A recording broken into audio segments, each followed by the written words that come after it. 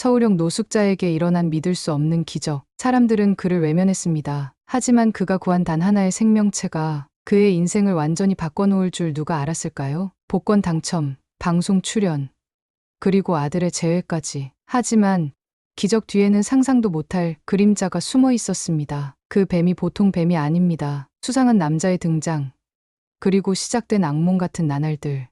도대체 그날 밤 서울역 지하에서 무슨 일이 있었던 걸까요?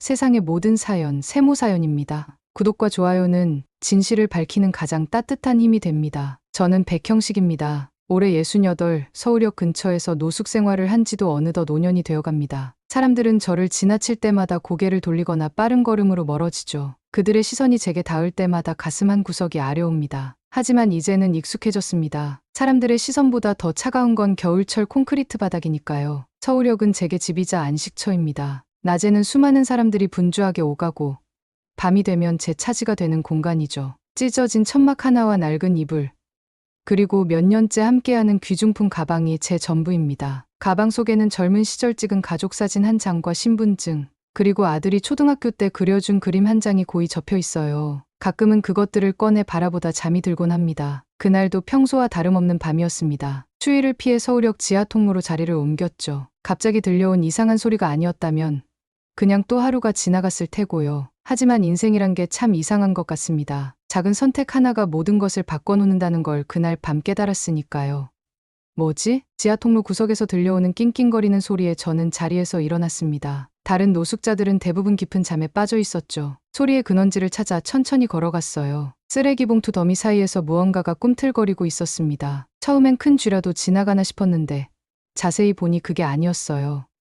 뱀. 서울 한복판에서 뱀을 보다니 기이한 일이었습니다. 그것도 작은 게 아니라 한 팔뚝만한 크기였어요. 몸통에는 상처가 나 있었고 힘없이 꿈틀거리는 모습이 안쓰러웠습니다. 벌써 누군가에게 발견됐다면 소란이 일었을 텐데 제가 먼저 발견한 건 어쩌면 운명이었는지도 모르겠습니다. 사람들은 제가 뱀을 봤다면 그냥 지나쳤을 거라 생각할지도 모릅니다. 하지만 저도 한때는 작은 화초 가게를 운영했던 사람입니다. 생명은 생명이죠. 주워 모은 종이컵에 물을 담아 뱀에게 조심스레 다가갔어요. 뱀은 제게 위협적인 모습을 보이지 않았습니다. 오히려 도움을 청하는 듯한 눈빛이었죠. 많이 아프지?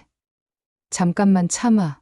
도와줄게. 응급상자에서 찾아낸 연고를 상처에 발라주었습니다. 뱀은 놀랍게도 순순히 제 손길을 받아들였어요. 치료를 마친 후 뱀을 안전한 곳으로 옮겨주었습니다. 뱀은 제 손을 잠시 바라보더니 지하 통로 끝으로 사라졌어요. 그 뒷모습을 보며 왠지 모를 따뜻함이 느껴졌습니다. 웬 뱀이 서울 한복판에 죽은 줄 알았는데 살아있더라고. 그날 밤 저는 평소보다 더 깊은 잠에 빠져들었습니다. 서울역의 딱딱한 철제 의자는 몸을 누이기에 편안한 곳은 아니었지만 마음만은 이상하게 편안했어요. 매일 반복되는 냉대와 무시 속에서도 오늘만큼은 뭔가 의미 있는 일을 한 것 같은 기분이었습니다. 그리고 그날 밤 저는 아주 특별한 꿈을 꾸게 되었죠. 저는 그날 밤 정말 이상한 꿈을 꿨습니다. 평소 제 꿈이라곤 과거의 기억 조각들이나 현실의 불안함이 뒤섞인 것들 뿐이었는데 그날은 달랐어요. 하얀 안개가 자욱한 곳에 서 있었죠. 발밑은 보이지 않고 주변은 온통 하얀색뿐이었습니다. 그런데 누군가 제 이름을 부르는 소리가 들려왔어요. 백형식, 백형식. 목소리의 주인공을 찾아 주변을 둘러봤지만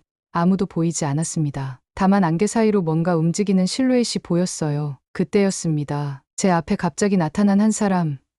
아니, 사람 같지 않은 존재가 제게 말을 건넸죠. 넌 귀인을 도왔으니 이제 너도 복을 받을 차례다. 그 모습은 사람의 형상이었지만 얼굴은 희미했고 목소리는 마치 여러 사람이 동시에 말하는 것처럼 들렸습니다. 저는 무서웠지만 동시에 이상하게 편안함도 느꼈어요. 귀인이라니요? 제가 누구를 도왔다는 건가요? 제 질문에 그 존재는 대답하지 않고 천천히 안개 속으로 사라져갔습니다. 그리고 마지막으로 이런 말을 남겼어요. 곧 알게 될 거다. 준비하고 있어라. 눈을 떴을 때 서울역의 소음이 평소처럼 들려왔습니다. 하지만 뭔가 달랐어요. 몸이 가벼웠고 머릿속은 맑았죠. 꿈이 너무 생생해서 그런지 잠에서 깬 후에도 그 느낌이 계속 남아있었습니다. 낡은 이불을 개면서 혼잣말로 중얼거렸어요. 그냥 헛소리겠지. 귀인이 뭐고 복을 받는다는 게 뭐야. 하루가 시작되었습니다. 평소처럼 빈 페트병과 캔을 주워 모으러 나섰어요. 오전 내내 꿈 생각은 잊고 열심히 일했습니다. 하지만 가끔씩 그 목소리가 귓가에 맴돌았어요. 귀인을 도왔으니 복을 받을 차례라는 말이요. 그러다 문득 어젯밤의 뱀이 떠올랐습니다. 설마 그 뱀이 귀인이라고? 웃음이 나왔습니다. 뱀이 무슨 귀인이겠어요? 그저 다친 동물 하나를 도와준 것뿐인데 말이죠. 하지만 그렇게 생각하면서도 가슴 한편에는 이상한 기대감이 자리 잡았어요. 오랜 시간 절망 속에 살아온 제게 작은 희망의 빛이 비치는 것만 같았습니다. 오후가 되자 봄비가 내리기 시작했어요. 다른 노숙자들과 마찬가지로 저도 서둘러 지하 통로로 피했습니다. 젖은 옷을 짜내며 골목 구석에 자리를 잡았어요. 그때였습니다. 제 옆자리에 앉아있던 노인 한 분이 갑자기 제게 물었어요. 혹시 어젯밤에 뭔가 이상한 일 없었소? 깜짝 놀라 그 노인을 바라봤습니다. 처음 보는 얼굴이었어요. 흰 수염이 덥수룩한 노인은 마치 제 마음을 읽기라도 한 듯 계속 말을 이었죠. 여기 오래 살다 보면 이상한 일들이 많이 보이는데 어젯밤에 이 근처에서 뭔가 특별한 일이 있었던 것 같아서 말이오. 가슴이 쿵쾅거렸습니다. 어떻게 이 노인이 그걸 알고 있는 걸까요? 뱀을 도와준 건 아무도 모를 텐데 말이에요. 별일 없었습니다만 왜 그러시죠? 노인은 신비로운 미소를 지었습니다. 그저 궁금해서요. 내 나이가 많다 보니 이런저런 감이 오거든. 아무튼 조심하시게. 좋은 일이든 나쁜 일이든 인생은 늘 균형을 맞추려 하니까. 그렇게 말하고 노인은 자리에서 일어나 사라졌어요. 저는 그 자리에 멍하니 앉아 있었습니다. 꿈에서 들은 목소리, 그리고 이 노인의 말까지 모든 게 의미 있는 것처럼 느껴졌어요. 저녁이 되고 허기를 달래기 위해 근처 급식소에 갔습니다. 평소보다 많은 사람들이 줄을 서 있었어요. 기다리는 동안 제 머릿속은 여전히 꿈과 노인의 말로 가득 차 있었죠. 그리고 문득 떠오른 생각에 손을 주머니에 넣어봤습니다. 그런데 이상하게도 작은 종이 조각이 만져졌어요. 꺼내보니 작은 복권이었습니다. 이건 어디서 나온 거지? 분명히 제가 산 적 없는 복권이었어요. 어떻게 제 주머니에 들어왔는지 알 수 없었습니다. 저는 그 작은 종이를 바라보며 오래도록 생각에 잠겼어요. 이것이 꿈속 존재가 말한 복의 시작일까요? 아니면 그저 우연한 일일 뿐일까요? 그날 밤, 저는 다시 서울역 의자에 누워 잠을 청했습니다. 마음 한편으로는 또 그 꿈을 꾸고 싶다는 생각이 들었어요. 하지만 그날은 평소처럼 깊은 잠에 빠져들었고 꿈도 꾸지 않았습니다. 다만 손에 쥔 복권만이 제게 내일이 조금은 달라질 수도 있다는 희망을 주고 있었죠. 복권을 들고 밤을 지새운 후 아침이 밝았습니다. 눈을 뜨자마자 손에 쥐고 있던 복권이 생각났죠. 잠시 망설이다가 가까운 편의점으로 향했습니다. 발걸음이 평소보다 조금 더 가벼웠던 것 같아요. 희망이란 게 이런 것인지 오랜만에 느껴보는 설렘이었습니다. 이 복권 좀 확인해 주실 수 있나요? 편의점 직원은 제 모습을 보고 살짝 찡그리는 듯했어요. 노숙자의 모습으로 들어온 사람에게 친절할 이유가 없었겠죠. 하지만 저는 개의치 않았습니다. 직원은 마지못해 복권을 받아 기계에 넣었어요. 당첨이네요. 100만 원입니다. 직원의 말에 저는 귀를 의심했습니다. 복권을 긁어본 적도 없는데 당첨이라니요? 저도 모르게 웃음이 나왔어요. 직원은 의아한 눈빛으로 저를 바라봤지만 저는 그저 기뻤습니다. 정말 맞나요? 제가 당첨이라고요? 네, 맞아요. 신분증 보여주시면 바로 환급해 드릴게요. 떨리는 손으로 신분증을 꺼냈습니다. 오래된 신분증이었지만 아직 유효했죠. 직원은 절차에 따라 처리한 후 현금 100만 원을 저에게 건넸어요. 꿈만 같았습니다. 편의점을 나서면서 손에 쥔 돈 뭉치가 실감나지 않았어요. 이게 정말로 꿈에서 말한 그 복인 걸까? 돈을 안전하게 가방에 넣고 평소처럼 거리를 걸었습니다. 하지만 마음은 달랐어요. 오랜만에 배를 든든히 채울 수 있겠다는 생각에 행복했습니다. 그렇게 며칠이 지났어요. 저는 돈을 아껴 쓰기로 했죠. 당장 큰 변화를 만들기보다는 조금씩 생활을 개선해 나가고 싶었거든요. 어느 날 서울역 근처 광장에서 이벤트를 하고 있었습니다. 사람들이 모여 있길래 저도 호기심에 다가갔어요. 자선단체에서 주최한 행사였는데 참가자들에게 간단한 설문을 하고 추첨을 통해 상품을 주고 있었죠. 어르신도 참여하세요. 이름과 연락처만 적으시면 됩니다. 젊은 여성 봉사자가 친절하게 저를 불렀습니다. 처음에는 망설였지만 손에 꼭 쥐어주는 설문지를 받았어요. 연락처가 없어 고민했지만 그냥 이름만 적었습니다. 감사합니다. 추첨 결과는 바로 발표할 거예요. 저는 구경하는 마음으로 그 자리에 서 있었습니다. 이내 추첨이 시작되었고 사회자가 당첨자 이름을 부르기 시작했어요. 다음 당첨자는 백형식님. 제 이름이 불리자 깜짝 놀랐습니다. 이런 행운이 계속된다는 건 분명 우연이 아니었죠. 조심스레 단상으로 올라가자 사람들이 박수를 쳐주었어요. 생전 처음 느껴보는 기분이었습니다. 축하드려요. 백형식님께서는 저희 단체에서 운영하는 임시 주거시설 1개월 무료 이용권에 당첨되셨습니다. 말도 안 되는 일이었죠. 제가 가장 필요로 하던 것이 하늘에서 떨어진 것 같았어요. 그 자리에서 저는 감사 인사를 제대로 하지도 못했습니다. 다리가 후들거려서 말이죠. 이게 무슨, 걱정 마세요. 저희 직원이 안내해 드릴게요. 오늘부터 바로 입주하실 수 있어요. 그렇게 저는 그날로 임시 주거시설로 안내받았습니다. 작지만 깨끗한 방이었어요. 따뜻한 물로 샤워를 하고 푹신한 침대에 누웠을 때의 그 느낌은 말로 표현할 수 없었습니다. 마치 다른 세상에 온 것 같았어요. 이게 다 뱀 때문일까? 그 생각을 하자마자 문득 깨달았습니다. 그날 밤 꿈에서 본 존재가 말했던 복이 이런 것이었나 봅니다. 하지만 이게 정말 그 뱀과 관련이 있는 걸까요?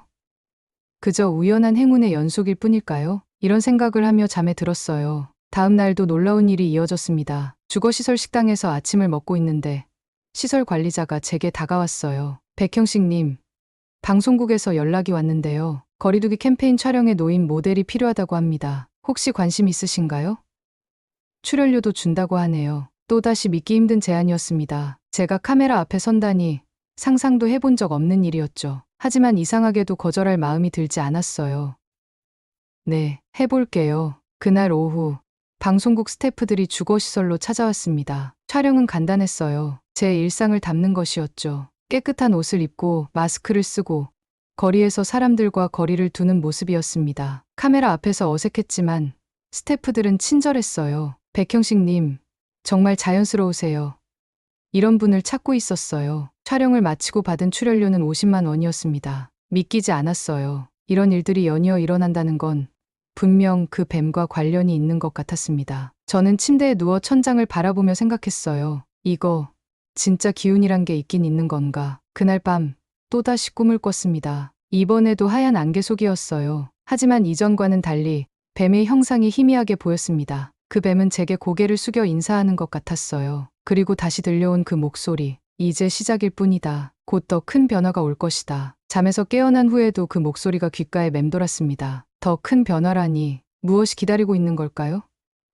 두려움과 기대가 교차했지만 한 가지는 확실했어요. 제 인생이 크게 바뀌고 있다는 것입니다. 주거시설에서의 생활이 한 달 정도 지났을 무렵 정말 상상도 못했던 일이 일어났습니다. 아침 식사를 마치고 방으로 돌아왔는데 시설 관리자가 제게 다가왔어요. 백형식님, 찾아오신 분이 계세요. 아들이라고 하시는데 그 말을 듣는 순간 심장이 멎는 줄 알았습니다. 12년 전 사기 혐의로 도주한 후 연락이 끊겼던 제 아들 백민호 말입니다. 그가 정말 저를 찾아왔다니 현실감이 없었어요. 어디 계신가요? 떨리는 목소리로 물었습니다. 관리자는 로비를 가리키며 말했어요. 저기 로비에서 기다리고 계세요. 많이 지쳐 보이시던데. 저는 천천히 로비로 향했습니다. 다리가 후들거렸고 마음은 복잡했어요. 그토록 보고 싶었던 아들이지만 동시에 그가 가져올지도 모를 상처가 두려웠습니다. 로비에 들어서자 구석에 앉아있는 남자가 보였어요. 분명 민호였습니다. 하지만 제가 기억하던 모습과는 많이 달랐죠. 살이 많이 빠져 있었고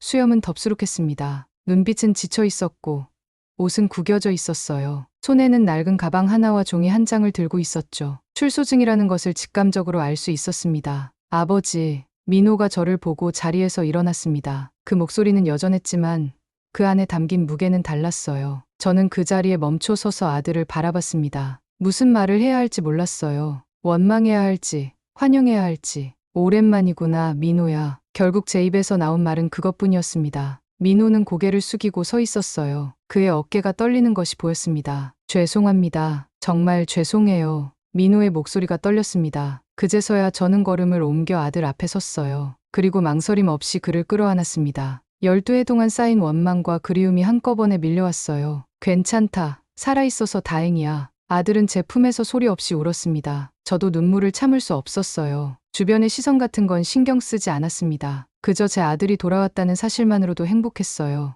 아버지, 저 출소한 지 일주일 됐어요. 갈 곳이 없어서. 민호의 말에 저는 고개를 끄덕였습니다. 더 이상의 설명은 필요 없었어요. 아들은 아들입니다. 제가 노숙 생활을 하던 때도 그를 받아들였을 텐데 지금은 작게나마 방도 있었으니까요. 걱정 마. 같이 지내자. 내가 지금 이런 곳에 있으니까. 민호에게 제 방을 보여줬습니다. 비록 좁았지만 두 사람이 지내기에 충분했어요. 관리자에게 상황을 설명하고 민호의 임시 체류를 허락받았습니다. 그날 아들과 함께 저녁을 먹으며 이야기를 나눴어요. 어떻게 아버지를 찾으셨어요? 경찰서에 물어봤어요. 그런데 아버지가 TV에 나오셨다더군요. 거리두기 캠페인이라고. 민호의 말에 웃음이 났습니다. 그 작은 방송 출연이 저희 부자를 다시 만나게 해줬다니. 정말 운명이란 게 있는 걸까요?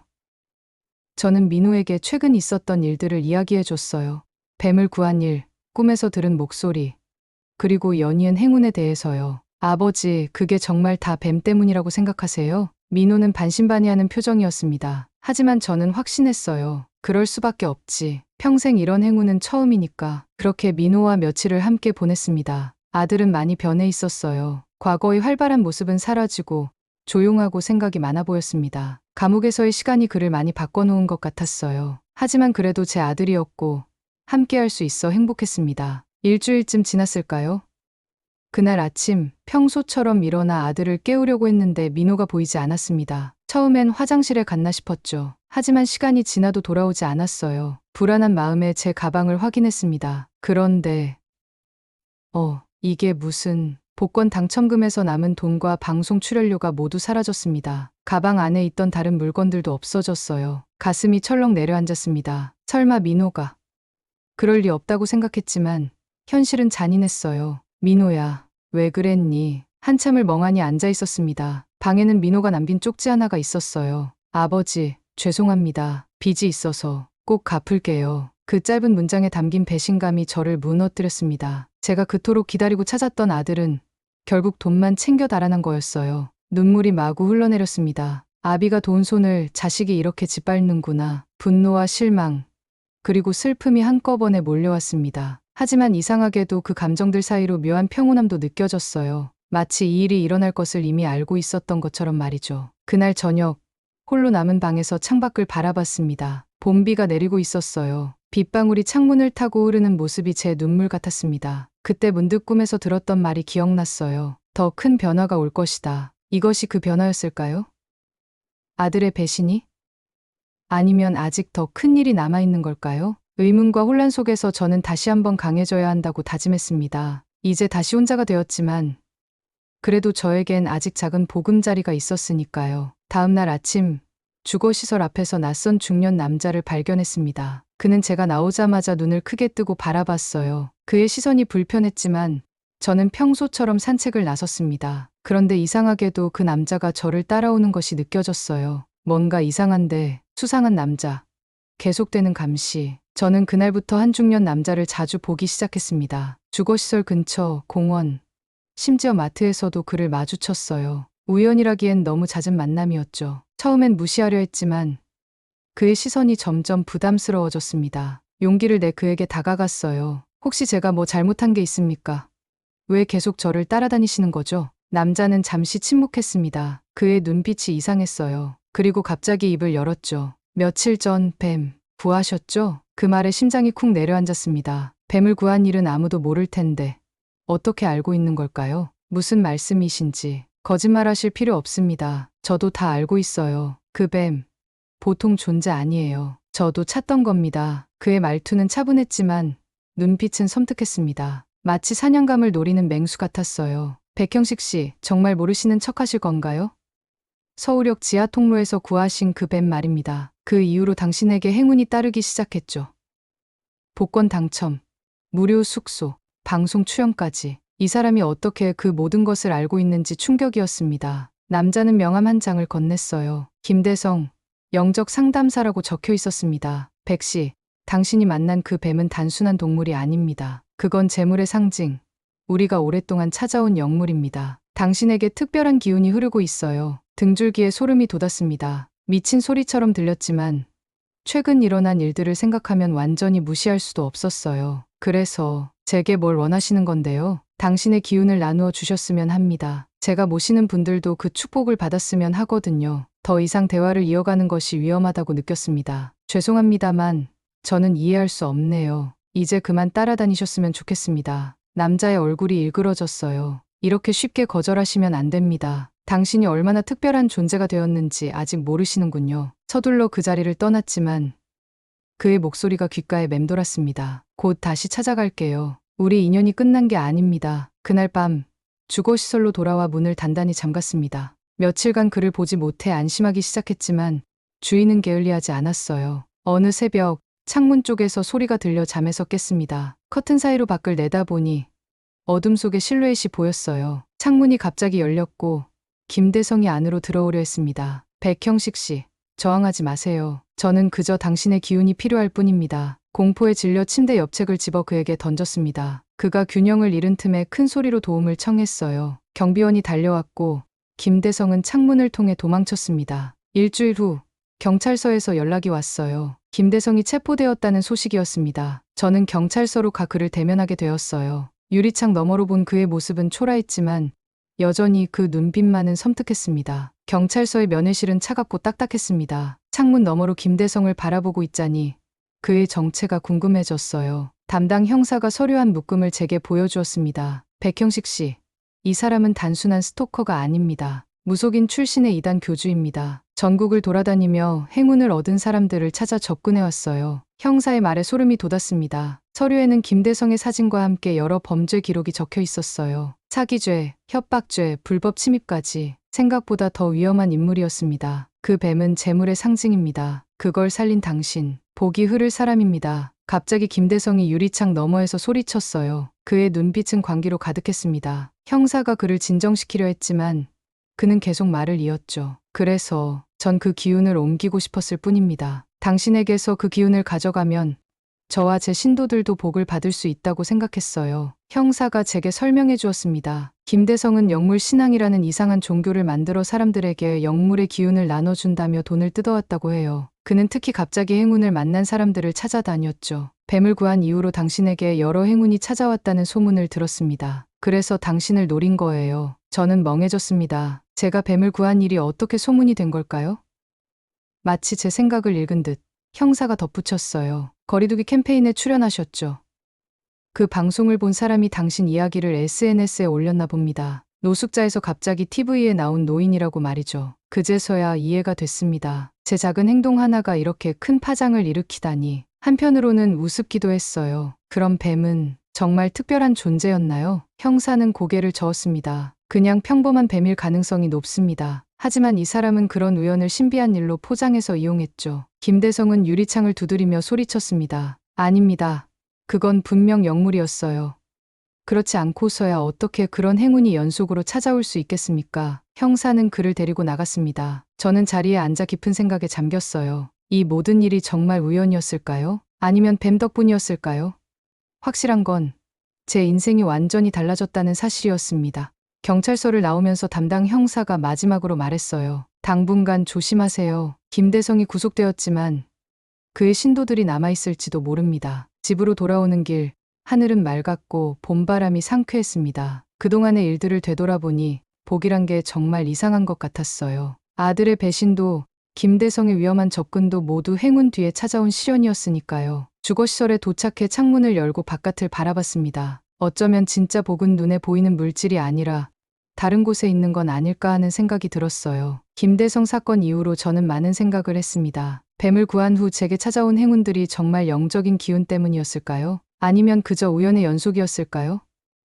밤마다 이런 생각을 하며 천장을 바라보곤 했어요. 주거시설에서의 생활도 3개월째에 접어들었습니다. 원래는 1개월 지원이었지만 시설 관리자가 저를 위해 연장해 주셨어요. 하지만 언젠가는 나가야 한다는 것을 알고 있었죠. 그래서 남은 돈으로 무엇을 할지 고민하기 시작했습니다. 어느 날 아침 공원 벤치에 앉아 있는데 주변에서 노인 한 분이 쓰러지셨어요. 저는 반사적으로 달려가 도와드렸습니다. 다행히 큰 문제는 아니었고 잠시 어지러우셨던 것뿐이었죠. 그 노인분을 안전하게 그의 집까지 모셔다 드렸어요. 고맙네, 젊은이. 요즘같이 도와주는 사람이 드문데 그 말씀에 저는 웃음이 나왔습니다. 68세의 저를 젊은이라 부르셨으니까요. 하지만 그 순간 무언가 깨달음이 왔습니다. 제가 뱀을 구한 것처럼, 제가 노인을 도운 것처럼 세상은 그렇게 서로 돕고 살아가는 것이 아닐까요? 복이라는 게 어디서 오는 건지, 그건 기운이 아니라 사람을 살피려는 그 마음에서 시작되는 거야. 혼잣말을 했지만 그 말이 제 가슴에 깊이 와닿았습니다. 저는 결심했어요. 남은 돈으로 고시원 방 하나를 얻고 주변 쪽방촌의 노인들을 돕기로 했습니다. 제가 받은 도움을 다시 나눠주는 것이죠. 소박한 고시원 방을 얻었습니다. 창문도 작고 공간도 좁았지만 제게는 충분했어요. 주거시설을 떠나며 관리자에게 깊은 감사를 표했습니다. 그분이 아니었다면 저는 여전히 서울역에서 노숙 생활을 하고 있었을 테니까요. 앞으로도 종종 들러주세요. 백형식 님 같은 분이 있어 우리도 보람을 느낍니다. 관리자의 말에 가슴이 따뜻해졌습니다. 고시원으로 옮긴 후 저는 자원봉사를 시작했어요. 쪽방촌의 노인들에게 도시락을 배달하고 필요한 물건을 사다 드리는 일이었습니다. 크고 대단한 일은 아니었지만 그분들의 미소를 볼 때마다 행복했어요. 형식 씨, 오늘도 와줬구만. 고마워. 노인분들이 저를 반겨주실 때마다 제 인생이 의미 있게 느껴졌습니다. 과거에는 사람들의 시선을 피해 다녔지만 이제는 당당하게 그들을 마주할 수 있었어요. 저는 비록 가진 것 없는 노인이지만 누군가에게 도움이 되는 존재가 되었습니다. 가끔 아들 민호 생각이 날 때면 가슴이 아팠습니다. 그가 어디서 무엇을 하고 있는지, 잘 지내고 있는지 걱정되었어요. 하지만 미움보다는 이해하려는 마음이 컸습니다. 아마 그도 자신만의 어려움과 싸우고 있겠죠. 언젠가는 다시 만날 수 있을까. 그렇게 저는 하루하루를 의미 있게 보내고 있었습니다. 뱀을 구한 그날이 제 인생의 전환점이 된 것은 분명했어요. 하지만 이제는 알았습니다. 진정한 복은 기운이나 행운이 아니라 사람을 생각하는 마음에서 온다는 것을요. 봄이 지나고 여름이 왔습니다. 고시원 창문으로 들어오는 햇살이 유난히 따뜻하게 느껴지는 날이었어요. 오늘은 쪽방촌 봉사활동이 없는 날이라 혼자만의 시간을 보내기로 했습니다. 간단히 아침을 먹고 근처 공원으로 향했어요. 공원 벤치에 앉아 사람들이 오가는 모습을 바라봤습니다. 웃으며 뛰노는 아이들, 손잡고 산책하는 노부부, 열심히 운동하는 젊은이들, 모두가 자신만의 삶을 살아가고 있었죠. 예전에는 이런 광경을 보면 부러움과 외로움이 밀려왔지만